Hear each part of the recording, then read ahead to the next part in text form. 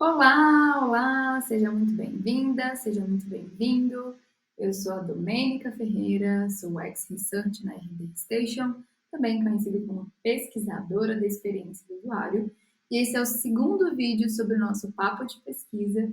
Esse vídeo em específico, eu vou te dar os primeiros passos para você conseguir fazer pesquisas cada vez mais assertivas e que realmente te ajude a tomar decisões melhores. Lembrando, né, a pesquisa é um conjunto de ações que visam a descoberta de novos conhecimentos. Então, a gente busca fazer uma pesquisa quando a gente tem dúvida, quando a gente tem certeza, quando a gente tem suposições sobre um tema, quando a gente precisa tomar uma decisão e a gente não sabe muito bem como fazer, ou quando a gente tem um desafio e a gente também não entende ou não tem insumos o suficientes para entender como resolver. Então, a pesquisa é uma ferramenta poderosíssima para times de produto design, para vários outros times, porque pesquisa gera informação, né? E decisão, a gente já entendeu que a gente precisa de informações para tomar decisões melhores. E para a gente começar, um primeiro grande aprendizado é que qualquer pesquisa tem 3 etapas. A etapa de planejamento, execução e análise. Independente do método escolhido, ou seja, se é um teste de habilidade, se é um grupo focal, se é uma fake door, se é um e-mail de campanha, se é um teste AB, independente de qual seja, a gente tem essas 3 etapas: planejamento, execução e análise. Se você pula alguma dessas etapas, a sua pesquisa vai ter algum gap ou pode gerar alguma informação que ela não é tão confiável assim. Eu vou começar trazendo um pouco sobre a etapa de planejamento, que é a etapa, assim, maravilhosa para a gente fazer pesquisas cada vez melhores. E muitas vezes ela é pulada, né? A etapa de planejamento é o primeiro passo para a gente realizar uma pesquisa. É aqui que a gente entende o objetivo, o porquê, o como, o quando da nossa pesquisa. É aqui que a gente entende se a gente realmente precisa fazer uma pesquisa, ou se não faz sentido fazer uma pesquisa. E por que a gente tem que parar de pular essa etapa? Por que a gente tem que fazer um planejamento da nossa pesquisa? Porque muitos dos erros cometidos ao longo de uma pesquisa, eles são ocasionados por conta de um planejamento ruim, ou um planejamento que foi ineficiente ou está incompleto. E alguns erros que normalmente acontecem e poderiam ter sido evitados a partir de um bom planejamento é, por exemplo, você conversar com clientes fora do perfil. Então, você fez ali conversas e identificou que, putz, estou conversando com essas pessoas, mas não me parece ser essas pessoas que eu preciso conversar, porque está muito fora do meu problema, está muito fora do meu desafio. Ou você fazer uma pesquisa que ninguém lê, que ninguém usa, né, que é o famoso pesquisa que vira um report, vira um relatório e ninguém mais acessa na empresa, não faz nada com aquilo. Ou também de você ter feito uma pesquisa e aí no momento de fazer a análise, você identificar, por exemplo, que você precisava, que ficou faltando informações importantes para você tomar a decisão. E tem o de comum, né, que é não conseguir fazer a pesquisa dentro do prazo, né, ou a pesquisa não ser terminada ou finalizada dentro de um prazo. Então, o momento do planejamento, ele é crucial para a gente fazer uma pesquisa bem feita. E o que está dentro do planejamento? A gente tem um momento, primeiro momento, que é você desenhar a pesquisa, que é onde a gente vai olhar ali para o escopo da nossa pesquisa. A gente tem um segundo momento, que é você recrutar os participantes da sua pesquisa, independente do método, você vai ter que expor as pessoas ao seu método de pesquisa. E você também tem que criar os materiais de pesquisa, né? Nem sempre você precisa criar coisas, mas em alguns momentos, sim, você vai precisar criar materiais. Então, o que são esses materiais? Roteiro, o formulário, que é o que deveria ser, na verdade, um questionário, o protótipo, a página da FakeDoor, essas coisas. Não se preocupe, eu estou falando desses métodos, mas em próximos vídeos eu vou entrar em vários métodos de pesquisa. Vamos entrar, então, nesse primeiro ponto, que é desenhar a pesquisa, que para mim é importantíssimo. Tá? Desenhar a pesquisa, ele é um momento crucial, tá? Porque aqui que a gente vai entender o que a gente vai fazer, basicamente. Né? Recrutar e criar material, você já entendeu, você já está preparando para executar. Aqui, em desenho de pesquisa, a gente vai buscar entender o objetivo da pesquisa, o impacto, matriz SD, público e método. E eu trouxe, acho que 8 passos, ou são 8 passos, mas são 8 grupos de perguntas que é importante você responder nesse momento de desenho de pesquisa. Você pode fazer isso num documento do Google e coloca as etapas e responde. Você pode fazer numa planilha, você pode fazer no Miro. A gente, inclusive, na RD e também lá no Inter, a gente usava tipo um Research Canvas, que era um modelo de um Canva que tinha todas essas etapas. Eu não trouxe para cá, porque eu trouxe uma simplificação disso que a gente normalmente usa, porque o mais importante não é onde você faz, mas sim você responder essas perguntas que eu vou trazer. Então, são 8 microetapas, tá? Quanto tempo demora para fazer isso? Eu acredito que em menos de 1 hora você já tem todas essas respostas, assim, no máximo. Eu acredito que o tempo que você vai demorar para responder o que eu vou trazer agora vai depender muito do quanto que você tem ciência do problema ou desafio, tá? Mas vamos lá, vocês vão entender. Tá? Para você fazer um bom desenho de pesquisa, a primeira coisa que você tem que entender, que é o passo 1, é o contexto. Tá? É você entender o que está acontecendo hoje na empresa, no produto, no mercado, que levantou a necessidade de fazer essa pesquisa. Então, aqui a gente vai entender basicamente assim, qual que é a área, né? Qual que é os limites disso que a gente está investigando. E aqui você já vai começar a entender também um pouco da motivação que gerou a necessidade de pesquisa. Então aqui a gente começa a ver qual que vai ser o contexto de atuação dessa pesquisa. Tá? Feito isso, a gente vai para o segundo passo, que é entender o impacto. O impacto é muito importante. E muitas vezes é aqui que a gente pode agarrar. E não agarrar porque é difícil, mas é porque talvez aqui mostre que você não precisa fazer pesquisa ou que você não sabe por que você está fazendo essa pesquisa. O impacto, a gente vai buscar entender como os resultados da pesquisa vão ser utilizados. Ou seja, toda pesquisa que a gente faz é para gerar informação, certo? A gente vai gerar mais informações. E é super importante que a gente gere informações que vão ser utilizadas. Então, vão ser informações que vão preencher algum gap da empresa, que vai ajudar a empresa, o produto, o negócio a fazer algo. E é importante a gente gerar essas informações para que a gente, de produto, design, tome decisões. Então, aqui o impacto é assim, ó. Quais decisões a gente espera tomar após o resultado da pesquisa? Então, por exemplo, se eu trouxe que o contexto, tá? Vamos colocar aqui, que o contexto da minha empresa é que a gente está com um problema, por exemplo, de churn, ou um problema de ativação e adoção nos últimos 6 meses, e isso está ficando crítico, o impacto da minha pesquisa, que é quais decisões eu preciso tomar, poderia ser, por exemplo, levantar um plano de ação para melhorar métricas de churn, ativação e adoção.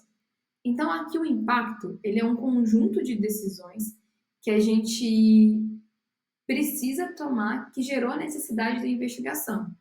Ou seja, né, aqui é onde a gente começa a ver quais decisões a pesquisa precisa nos ajudar a tomar. Então, assim, se eu estou fazendo uma pesquisa, eu estou fazendo ela para gerar informações para algo que eu preciso fazer. Quais são essas decisões que eu preciso tomar que me gerou a necessidade de levantar mais informações? Então, aqui, um ponto super importante se a gente não sabe para quais decisões as informações estão sendo coletadas ou elas vão ser levantadas, a chance do resultado da sua pesquisa não ser utilizada é altíssimo. Por quê? Se você não sabe qual é o impacto da sua pesquisa, então você não sabe para que ela vai ser utilizada. Se você não sabe para que ela vai ser utilizada, a chance dela não ser utilizada é baixa. Então, vou trazer exemplos de impacto aqui, né, além dos que eu já trouxe. Definir iniciativas para aumentar a métrica de ativação. Definir possíveis funcionalidades para entrar no novo plano. Montar um plano de ação de combate à churn. Ou melhor, montar um plano de ação de melhoria do NPS. Então, esses aqui seriam os impactos de pesquisa. Tendo claro qual que é o objetivo maior, né, assim, qual que é aonde você quer chegar com o seu desafio, né, o que você precisa fazer, a gente vem para a matriz CSD, que é uma ferramenta super utilizada em times de design, produto, que basicamente é você elencar certezas, suposições e dúvidas sobre algo. Então, nesse caso, a gente vai listar certezas, suposições e dúvidas sobre o nosso contexto e sobre o nosso impacto.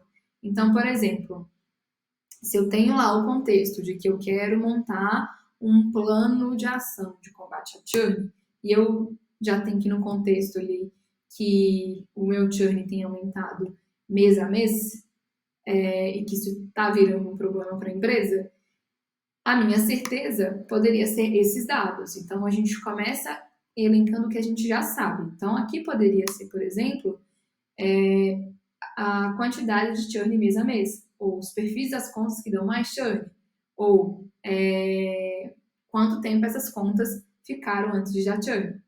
Então, você começa listando tudo que você já sabe sobre o tema.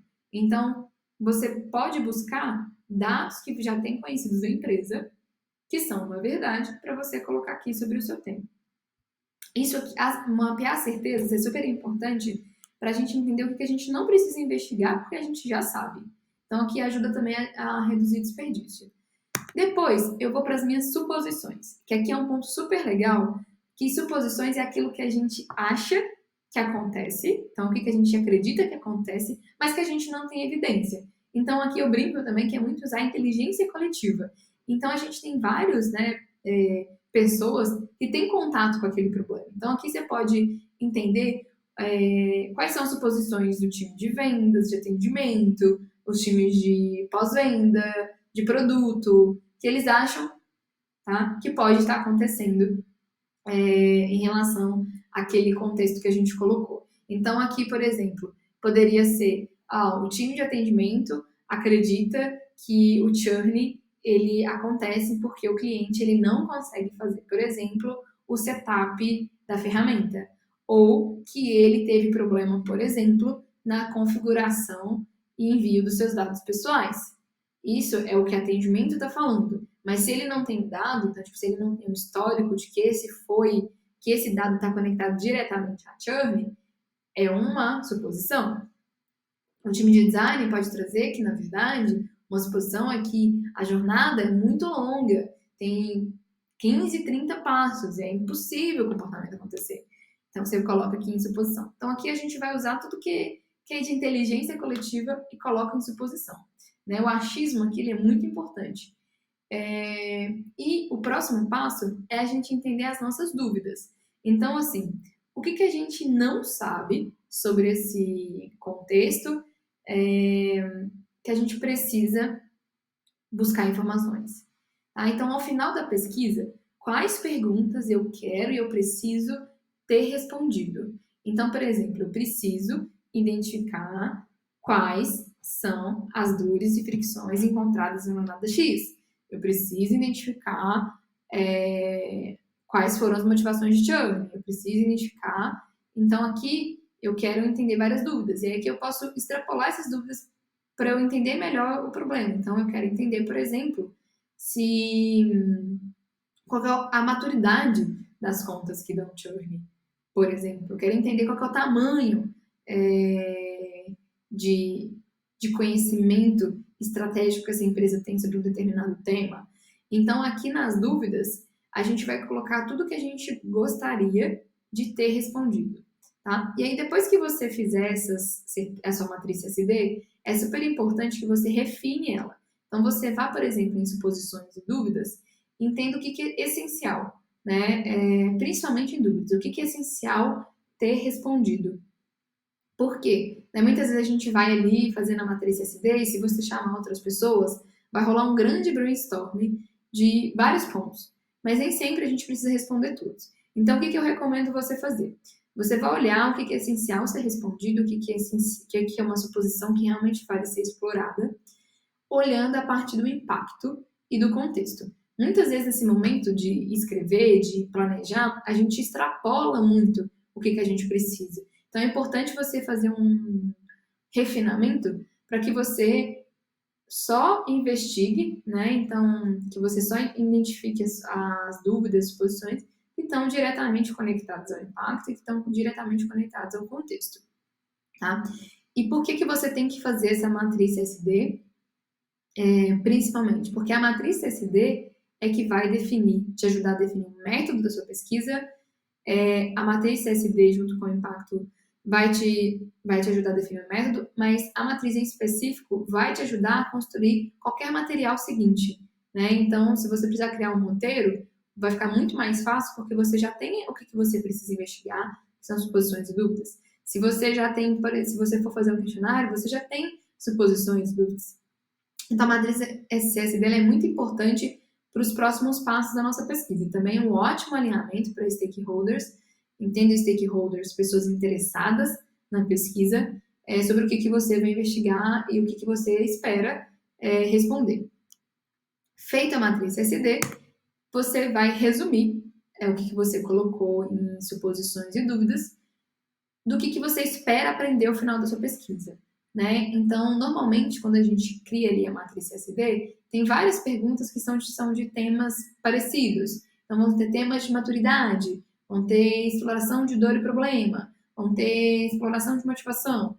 Então, a gente consegue resumir aquelas dúvidas e suposições em pequenas frases que vão ser o objetivo da nossa pesquisa. Então, resume o que você quer aprender em poucas frases. E, normalmente, no objetivo, a gente carrega palavras como aprender, descobrir, identificar. E aqui um ponto super importante. Lá no impacto, a gente definiu quais decisões a pesquisa vai ajudar a tomar. Aqui, a gente está definindo qual que é o objetivo de aprendizado da nossa pesquisa. Então, por exemplo, se eu preciso, lá no meu impacto, definir um plano de ação de combate a churn, e na minha matriz CSD eu tinha várias perguntas sobre maturidade, sobre pós-venda, sobre fricções, o meu objetivo de pesquisa pode ser identificar os principais gargalos no pós-venda, identificar os principais gargalos em tarará, identificar as principais motivações de churn, identificar motivações de acordo com maturidade. Então, aqui é o resumo do que a gente quer aprender com a nossa pesquisa. E é um ponto super importante, tá? O que não é objetivo de pesquisa? O objetivo de negócio. Por exemplo, é muito comum e o objetivo da pesquisa está lá, aumentar a taxa de XPTO, reduzir, sei lá do que, definir, tarará, tarará. Isso não é o objetivo de pesquisa. A pesquisa ela não dá conta de fazer isso. Lembrando, pesquisa só vai gerar informação. Quem vai ter que tomar a decisão é você. A pesquisa não vai tomar a decisão para você. Então, tomar cuidado para o objetivo da pesquisa não ser o objetivo de negócio ou não ser o objetivo do seu problema ou até mesmo o impacto da sua pesquisa e não ser um método também. É bem comum ver assim que o objetivo da pesquisa é entrevistar 10 pessoas, fazer uma entrevista, fazer um teste de habilidade. Esse não é o objetivo da sua pesquisa, esse é o método. A gente está amarrando tudo bonitinho para você ter bem claro o que você precisa aprender. Depois que eu definir o objetivo da minha pesquisa, eu vou entender qual que é o público da minha pesquisa. E normalmente você, nessas outras etapas, já vai ter um cheiro disso. Você já vai ter possíveis público da sua pesquisa. A definição do público é basicamente a gente entender quem precisa participar da nossa pesquisa e quem não faz sentido participar dessa pesquisa. Então, aqui a gente vai definir critérios, né? Ou seja, olha, para me ajudar com o meu desafio e responder às minhas dúvidas e suposições e eu conseguir atingir os meus objetivos de pesquisa, eu preciso conversar com clientes que são de um plano específico, eu preciso conversar com o decisor ou não, eu não preciso conversar com o decisor, pode ser qualquer pessoa, eu preciso conversar com pessoas que fizeram uma ação específica, né? Então fizeram uma configuração ou não fizeram uma configuração ainda, que estão, sei lá, nos seus 30 primeiros dias ou que acabaram de fazer a contratação. Então aqui você tem que entender quais são todos os critérios, tá? Que fazem uma pessoa ela estar apta para participar da sua pesquisa e também quem que não faz sentido participar da sua pesquisa. E muitas vezes é muito importante a gente entender que não faz sentido, tá? E para a pesquisa ser assertiva, o público é muito importante, porque é super importante que você obtenha as informações das pessoas certas. Senão pode acontecer de você começar a fazer as pesquisas e ver que as respostas são estranhas, as informações são esquisitas, e quando você vai ver é porque o público está errado. Né? Então é super importante que a gente tome esse cuidado com o público, porque é super importante que a gente tenha, que a gente converse com as pessoas certas. Depois que eu defini o público, eu venho para a definição do método. O que é a definição do método? Eu trouxe até essa imagenzinha da Elisa Volpato, é que quando a gente vai... tem várias formas de se buscar informação. E a gente tem vários métodos de pesquisa que nos ajudam a obter as melhores informações para o que a gente precisa. Então, se você faz um método de entrevista, você vai obter um tipo de informação. Se você faz um teste de usabilidade, vai depender de outro. E também vai muito depender do que momento que você está de exploração. Em um outro vídeo eu vou entrar explicando cada um dos métodos, mas o que eu já acho importante vocês já saberem, que é um divisor de águas, se é uma pesquisa qualitativa ou quantitativa, que aí já vai fazer uma grande divisão de águas, se faz sentido você entender o que as pessoas falam ou o que elas de fato fazem, né? Então, ou seja, o que elas falam se é uma pesquisa atitudinal e o que elas fazem se é uma pesquisa comportamental. E aí é o primeiro ponto, né? Uma pesquisa qualitativa, ela é uma pesquisa, né, que a gente tem alguns exemplos aqui, que pode ser grupo de discussão, entrevistas, cocriação, a gente tem card sorte, a gente tem diário de uso contínuo. Elas são avaliações diretas, tá, do problema, é um contato direto ali com a pessoa, então a gente consegue observar, a gente consegue fazer perguntas, a gente consegue fazer follow-up, a gente consegue identificar como uma pessoa faz, como uma pessoa utiliza um produto, por que ela faz daquele jeito, o que ela... A gente consegue identificar diferentes opiniões, a gente consegue identificar crenças, atitudes, e muitas vezes aqui no qualitativo, os achados da pesquisa vão ser baseados na percepção e interpretação da pessoa que está ali pesquisando, né? E normalmente pesquisas qualitativas, tá? Elas são pesquisas que é feito com um número menor de pessoas, uma quantidade menor de participantes. E a gente busca, né, ali responder perguntas do porquê, do como, mas um ponto super importante aqui é essa interação com a pessoa pesquisada, né? Então a gente vai fazer ali uma análise qualitativa, tá? E normalmente são pesquisas que têm uma profundidade maior de informação, que tem uma qualidade de informação mais profunda por conta desse contato ali. Normalmente a gente usa para entender, né, perguntas do porquê, como e tudo mais. Já quando a gente olha para as pesquisas que são quantitativas, é uma avaliação normalmente de quando a gente precisa quantificar. Então eu preciso identificar quantas pessoas fazem isso ou aquilo, quantas tiveram a mesma consistência, dor ou problema. Então aqui a gente quer quantificar, a gente quer entender proporções de cenários dentro ali de um grupo, de uma população. Normalmente os resultados são estatisticamente significativos e podem, né, eles representam ali, olha, esses são comportamentos, podem ser comportamentos da grande maioria. É uma pesquisa que normalmente tem muitos participantes e o que a gente quer, as perguntas que a gente quer responder aqui são perguntas do que, qual, onde, quanto. Então a gente tem no Quali algo ali que não tem tantas características de quantificar, identificar padrões e proporções com relevância estatística, e no Quali não. E um ponto super importante é que muitas vezes em um desafio a gente precisa fazer um mix métodos, que é tipo, eu vou fazer primeiro uma quali e depois eu vou fazer uma quant, ou primeiro eu vou fazer uma quant e depois eu vou fazer uma quali, depende ali do desafio. E aí um ponto super importante é que para esse eixo especificamente, a gente vai olhar ali as nossas perguntas dentro da matriz SD. né? Se você está com dúvidas de qual método usar, você vai ali na sua matriz SD, nas suposições e dúvidas, e vai entender qual que é a característica das perguntas. Se você precisa ali de entender por quê, motivações, explorar, conhecer algo que você ainda não tem clareza, provavelmente vai ser o método Qualy. Se você já precisa entender ali quantidades, né? Então, proporções, você vai para o método Quant. Beleza. Feito isso, tem um outro eixo, que é atitudinal ou comportamental. Qual que é a diferença desses eixos? O eixo atitudinal reflete o que as pessoas te dizem. Então, é um conjunto de emoções, de crenças e opiniões vindos da pessoa. Então, a pessoa vai te contar o que ela acha sobre aquilo, o que ela diz que fala sobre aquilo e tudo mais. No eixo comportamental, já é o que as pessoas de fato fazem, né? E você tem que entender para o impacto da sua pesquisa,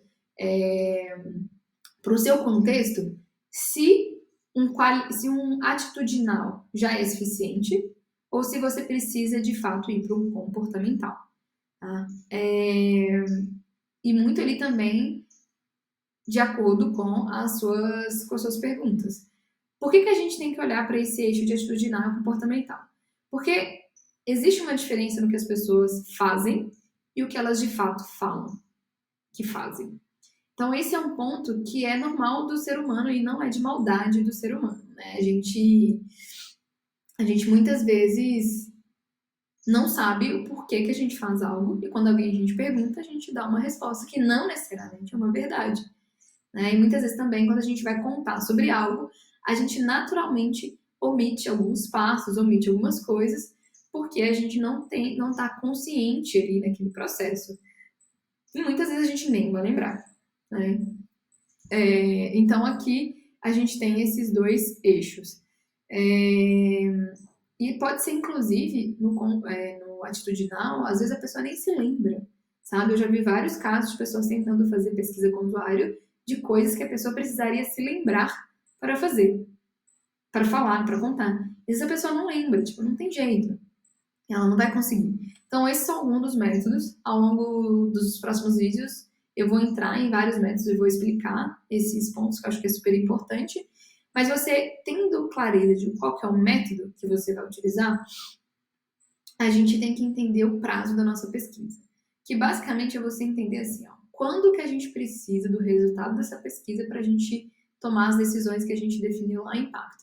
Isso é super importante porque dependendo do prazo, você não vai conseguir fazer um método que a sua matriz SD mostrou que era o mais adequado. Você vai ter que fazer um outro método.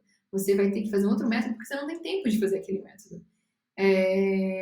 Ou você vai ter que entender que para você atender aquele prazo, você vai ter que reduzir a quantidade de dúvidas que você colocou na matriz SD ou até enxugar os objetivos da sua pesquisa. Então, aqui é você entender quando que você precisa gerar os resultados para tomar aquelas decisões e você vai ter que entender, né, quais atividades que precisam ser feitas, quando que cada uma precisa acontecer, mas é importante que você compreenda aqui em prazo se o tempo que você tem é adequado para fazer a investigação. Ou, se você pode definir o prazo, qual que é o prazo confortável para que essa investigação aconteça. E por último aqui, a gente faz um cheque de sanidade. Né? Como vocês viram, essa forma de fazer o desenho da pesquisa é quase como um desenho estratégico para garantir que o que você vai investigar realmente vai te ajudar e está tudo amarradinho, está tudo costurado, né? Não vai ter pontas soltas. O cheque de sanidade é a prova real de que o seu desenho de pesquisa ele vai te ajudar. Então aqui você tem que fazer algumas perguntas, né? Primeiro, o desenho dessa sua pesquisa ele está coeso, ou seja, quando você olha para impacto, objetivo, contexto, para matriz SD e para o método e público, essas coisas elas estão coesas entre si, elas estão fazendo sentido? Ou seja, se eu atingir os meus objetivos de pesquisa, eu vou conseguir atingir um impacto? Se eu responder às dúvidas da minha matriz SD e as minhas exposições, eu vou atingir o objetivo da minha pesquisa? As perguntas que eu quero responder são essenciais? o público que eu defini para minha pesquisa, ele está coerente com a minha matriz CSD? Ele está coerente com o meu objetivo? Ele está coerente com o meu contexto e com o meu impacto? Eu estou focando somente no público que é essencial ou eu estou gerando excessos dentro do público? O método que eu escolhi, ele realmente é o mais assertivo, mais rápido para responder as minhas dúvidas e suposições? Então, é o cheque de sanidade, que é você dar um recap ali e ver se está tudo amarradinho. Depois que você faz o cheque da sanidade, você tem o desenho de pesquisa pronto. E aí, o próximo passo é você recrutar os participantes da sua pesquisa. Né? Então, você vai entender como que você vai convidar as pessoas para participarem da sua pesquisa. Lembrando, inclusive, para métodos quantitativos, você tem que fazer com que essa pesquisa chegue até as pessoas. Em experimento, você também tem que fazer com que essa pesquisa chegue até as pessoas. Não vou entrar tanto em como recrutar, mas porque eu acredito que varia muito também de empresa para empresa, recurso que tem e não tem. E depois você tem que criar ali os materiais que você vai precisar para fazer a sua pesquisa. Então, se você definiu que você vai fazer uma entrevista, tem que fazer um roteiro. Se você decidiu que o método mais adequado é um card de sorte, você tem que criar os materiais para fazer um card de sorte. Se você entendeu que você vai fazer um teste de usabilidade não moderado, você tem que criar esse teste não moderado. Se você entendeu que você vai fazer um questionário, você tem que ir lá e criar esse survey. Depois que você fez essas coisas, você está pronto para executar a pesquisa, que é basicamente colocar a pesquisa para rodar. Então, se você vai fazer ali um questionário, disparar para as pessoas. Se você vai fazer um teste de usabilidade moderada, a mesma coisa. Se você vai fazer uma fake door, disponibilizar a fake door para as pessoas. Então, todos esses pontos aqui estão em execução. Depois que você executa a sua pesquisa, você tem que analisar os resultados.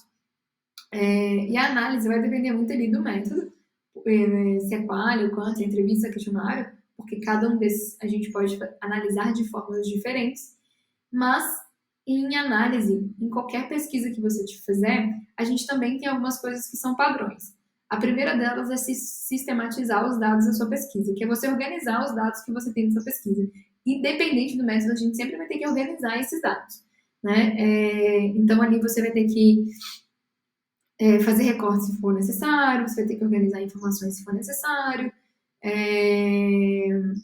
Às vezes, né, você vai ter que extrapolar essas informações e conectar com outras. Então, a gente tem essa etapa de organização dos dados. Você tem a etapa de analisar de fato. Então, você vai ali analisar como que foi os aprendizados que você teve naquela pesquisa. Então, aqui é o momento que a gente busca responder os objetivos da nossa pesquisa. A gente busca entender ali quais são as respostas para as nossas perguntas, né? Então, a gente definiu lá na matriz CSD exposições, a gente definiu dúvidas, a gente definiu objetivos, então a gente tem que responder as nossas suposições e dúvidas, a gente tem que identificar se os objetivos da pesquisa foram atingidos, então se você conseguiu aprender o que você precisava aprender, e você também, a partir disso, vai conseguir já entender como vai ser, qual que vai ser a decisão da sua pesquisa, ou seja, o que você colocou lá no impacto, qual que vai ser a decisão.